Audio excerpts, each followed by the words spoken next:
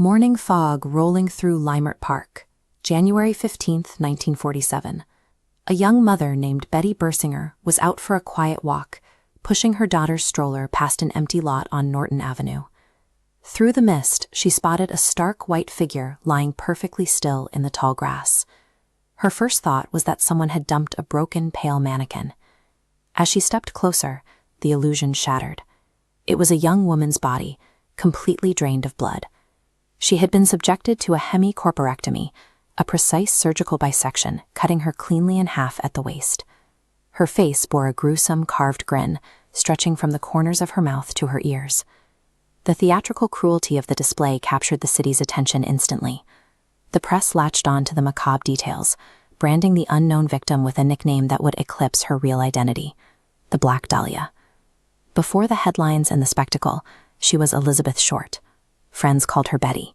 She was a 22-year-old from Boston, raised in a struggling household after her father abandoned the family during the Great Depression. Like thousands of young women after the Second World War, Betty traveled to California looking for a fresh start and a taste of Hollywood glamour. The papers would eventually paint her as a hardened femme fatale or a high society call girl. The reality was far more ordinary. She worked as a cashier and a waitress, quietly navigating a city filled with transient crowds and predatory men. In the days following her death, the press worked to replace the memory of the actual 22-year-old woman with a permanent, sensationalized caricature. The LAPD quickly identified Betty through an old fingerprint record.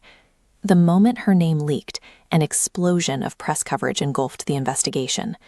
Reporters from the Los Angeles Examiner actually called her mother in Boston, lying that Betty had won a beauty contest. They pumped Phoebe Short for personal details about her daughter's life. Only after they had their scoop did they reveal that Betty was dead. The interference extended directly to the crime scene. News crews arrived before the police could properly secure the perimeter, trampling through the vacant lot and destroying potential physical evidence. Hundreds of false confessions poured in. More than 150 men and women confessed to killing Elizabeth Short. LAPD detectives had to waste thousands of hours debunking clout chasers and mentally ill individuals. The police found themselves fighting on two fronts. They were hunting a murderer, but they were also battling a parasitic press corps that actively obstructed the search for the truth. Despite the noise, investigators eventually isolated a few highly credible suspects. The first was Robert "Red" Manley, a married salesman who drove Betty from San Diego to Los Angeles on January 8th, making him the last known person to see her alive. Manley claimed he dropped her off right here, at the Biltmore Hotel. He passed multiple polygraph tests and provided a solid alibi for his movements afterward, leaving her final days an absolute blank in the timeline. Then there was Dr. George Hodel, a prominent, wealthy physician operating in Hollywood. The precise anatomical bisection of Betty's body pointed towards someone with advanced medical training, skills Hodel possessed. In 1950, the LAPD went as far as planting microphones in his home. On tape, Hodel was recorded saying, "Supposing I did kill the Black Dahlia, they couldn't prove it now." Another strong lead was Leslie Dillon, a bellhop and aspiring crime writer. Dillon contacted an LAPD psychiatrist and offered theories that included specific crime scene details never released to the public. However, severe internal corruption and infighting within the police department allowed Dillon to be released without formal charges. They identified men with surgical training, men with insider knowledge, and men with clear opportunity. But with the physical evidence compromised and internal politics fracturing the department, the momentum stalled before any suspect could be brought to trial.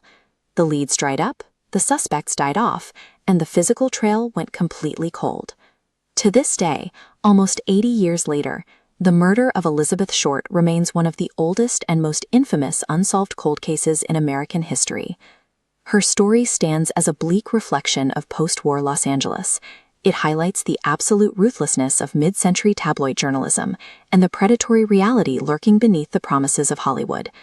But beneath all the armchair sleuthing, the books, and the rumors, there is a stark reality. A young woman died in immense pain, and her family spent the rest of their lives waiting for a resolution that never came. Who do you think was responsible? Did the LAPD let Dr. Hodel slip away? Or was it a random predator who vanished into the city? Let me know your thoughts in the comments below. If you appreciated this deep dive into historical true crime, please hit the like button, subscribe to the channel, and turn on notifications. Thank you for watching. Remember the people behind the headlines, and stay safe out there.